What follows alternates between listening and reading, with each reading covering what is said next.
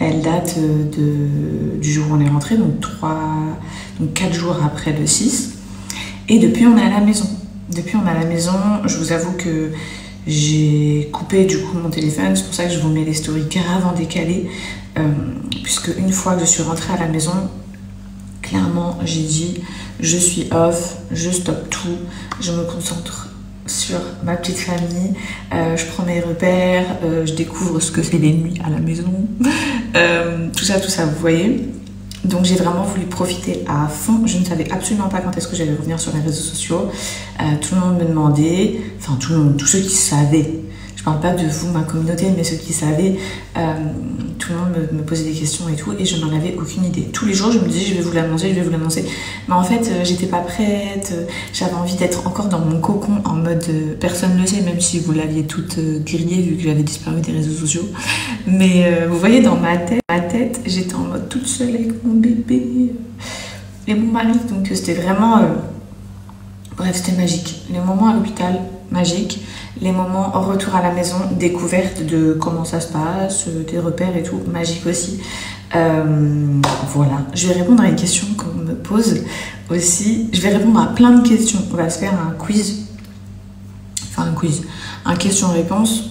Quand? Je ne sais pas si ça sera aujourd'hui, vu qu'ici, il est déjà 2h15. C'est le ramadan, même si je ne jeûne pas, je vais m'occuper du repas. Enfin, m'occuper du repas. Je vais faire ce que je peux si j'ai le temps.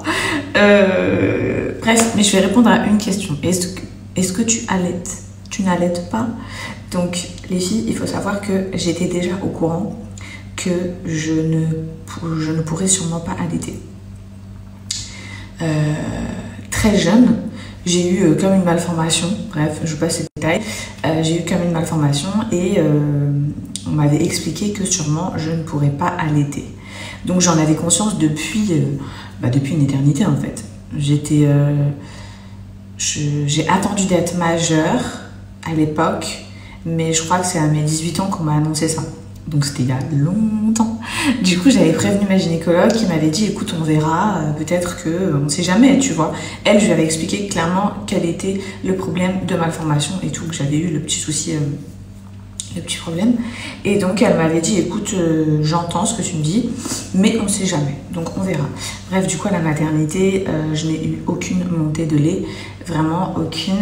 Ils m'ont fait téter bébé. Je vous avoue que je ne m'attendais pas à ce qu'il y ait autant de force dans sa petite bouche et sa mâchoire. Et j'étais choquée les filles. Je me doutais que bref, c'était une tétée quoi.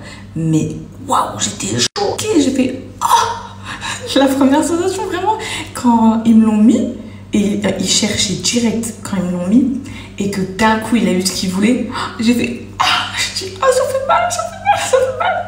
Bref, du coup on a testé, enfin bref, on a plusieurs essais, mais en tout cas je n'ai jamais eu de montée de lait, donc non, je ne peux pas allaiter, je n'ai pas de lait. Et du coup bébé est au bibi. Le point positif c'est que papa peut en donner et moi je peux en donner. Et voilà, j'aurais voulu vivre cette expérience, mais malheureusement, je suis formatée dans mon cerveau depuis trop d'années que je ne pourrais sûrement pas la vivre, et effectivement, c'est ce qui s'est produit. Bref, voilà, en tout cas, je vous souhaite une belle journée. Moi, je vais me préparer. Là, je sors de la douche. Le bébé ne va pas tarder à se réveiller, donc je vais en profiter à fond tout de suite pour finir ce que j'ai à faire. Mettre mes crèmes et tout, puisque comme je vous ai dit, surtout, on n'arrête pas, même si on est accouché, de mettre des crèmes, et ça, c'est grâce à vous. Mais après la grossesse, il y a tellement un relâchement de peau qu'il faut hydrater à fond. Vous me l'avez assez répété, on continue sa routine anti-vergéture après accouchement, surtout avec le relâchement de la peau, elle peut encore craquer. Donc, il faut savoir que moi, pendant les 9 mois, je connaissais pas du tout la qualité de ma peau, je savais pas si j'allais craquer ou non. Eh bien, je n'ai pas craqué. Aucune vergéture à l'heure actuelle, donc je ne m'arrête pas. Je m'étais formatée, si elle doit craquer, elle craquera, c'est pas grave. Mais en tout cas, ce n'est pas arrivé. Donc là, on est sur une gamme complète, anti-vergéture, 100% naturelle, adaptée aux femmes enceintes, allaitantes, qui est là pour atténuer les vergetures si vous en avez déjà, protéger l'effet du craquement qui pourrait subvenir sur votre peau, et aussi les filles, ça atténue les cicatrices. Ok, donc il y a le gommage, la brosse, la crème, l'huile. Sachez que Cellule Blue a atteint leur 1 million de clientes, et donc là c'est le Million Week. Il y a des promos de malade mentale.